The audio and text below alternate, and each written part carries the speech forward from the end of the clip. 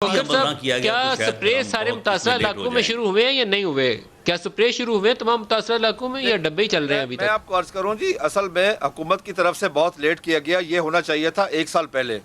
ہم نے پچھلے سال جون میں شور مچایا تھا. جون میں کہا تھا کہ اس کے انڈوں کو وہیں پہ تلف کریں. پاکستان کا ٹوٹل رقبہ 7,96,000 مربع کلومیٹر. اس میں 3 لاکھ مربع کلومیٹر رقبہ ایسا ہے جہاں پہ یہ ایگلنگ کر سکتی ہے، جس میں 60% بلوچستان ہے، 25% سندھ ہے اور 15% پنجاب کا، اور پنجاب کے ساتھ انڈیا راجستھان کا بھی ہے. یہ ایکچولی اس کی 4 سٹیجز زمین پہ ہوتی ہیں. اس کی جب پیدا ہوتی ہے 4 سٹیجز، اس وقت اس پہ سپرے کر کے مارنا چاہیے. اب تو یہ آبادیوں میں آ گئی ہے. یعنی میں سمجھتا ہوں کہ اس میں حکومت بہت زیادہ لیٹ ہوئی ہے اور اس وقت اتنا بڑا تھریٹ ہے. میں کاشتکار جتنے پریشان ہیں، میں ان کے جذبات کا لفظوں میں احاطہ کر کے آپ کو نہیں بتا سکتا.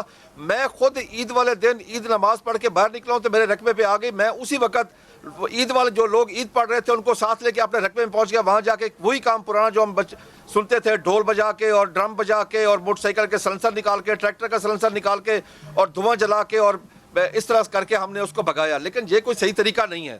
میں آپ کو عرض کرتا ہوں، اس میں جب تک پوری کمیونٹی کو انوالو نہ کیا جائے اس وقت ممکن نہیں. ریاست کے بس کا روگ نہیں ہے اکیلا اس وقت جی.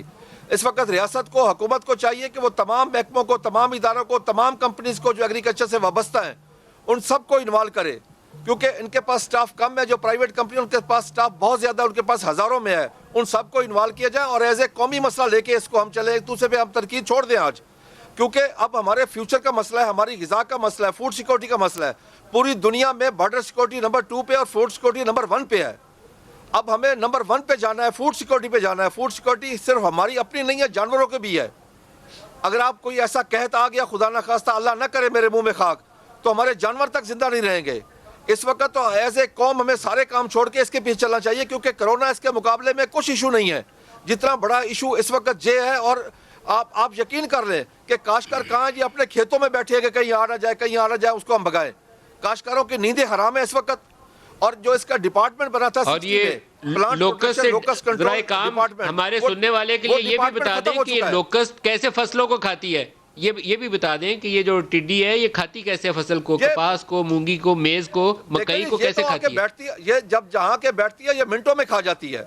میں آپ سے عرض کر رہا تھا جو ایکچولی ادارہ تھا اس کے لیے، جو 60s میں ادارہ بنا تھا، وہ ادارہ تھا plant protection locust control department, جس کے پاس 22-23 جہاز تھے اس وقت. 300-400 ٹیکنیکل لوگ تھے، 300-400 وہیکل تھی. اب تو ان کے پاس نہ کوئی جہاز ہے. ٹیکنیکل لوگ جہاں 400 وہاں پہ ان کے پاس 1500 ہیں. جہاں پہ 4 ویل وہیکل ان کے پاس 400 ہونے چاہیے، ان کے پاس میرے خیال میں 10